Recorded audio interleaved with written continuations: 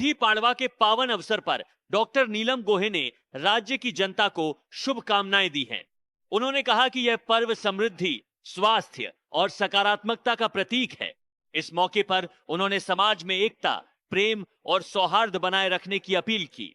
साथ ही नए वर्ष में सभी के लिए सुख, समृद्धि और अच्छे स्वास्थ्य की कामना की।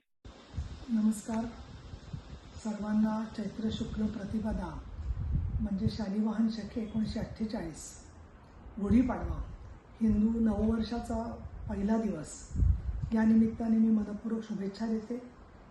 आज प्रत्येक घरामध्ये गुढी उभारली गेलेली आहे आणि मग ते घर महाराष्ट्रात असो, भारतात असो किंवा अनेक जगातल्या मराठी घरांच्यामध्ये असो, त्याचप्रमाणे बऱ्याचशा राज्यांमध्ये वेगवेगळ्या नावाने हिंदू नववर्षाचं स्वागत केलं जातं आणि आपण त्या निमित्ताने सर्व वर्षभर आपल्याला यश, समृद्धी, आरोग्य, मानसिक शांतता, त्याचबरोबर अष्टलक्ष्मी म्हणजे धन, धान्य, यश, विजय सर्व प्रकारनी प्राप्त हो, अशा प्रकारची मी आपल्याला शुभेच्छा देते।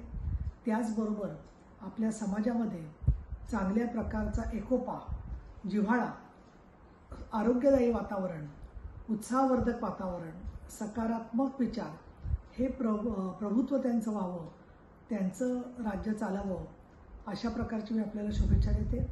देशामध्ये NDAचं पंतप्रधान नरेंद्र मोदी आणि अमित शहा यांच्या नेतृत्वाखालचं सरकार आलेलं आहे आणि अनेक आव्हानांना तोंड देत लोकांना सुखी ठेवण्याचा प्रयत्न ते पराकाष्ठेने करत आहेत आणि त्याचा परिणाम देखील भारतावर चांगला दिसत आहे।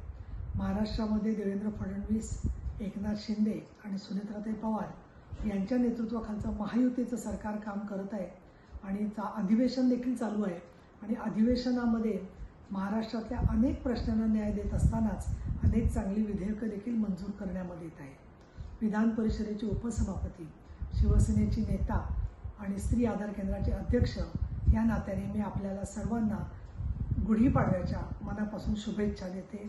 धन्यवाद। जय महाराष्ट्र, जय भारत।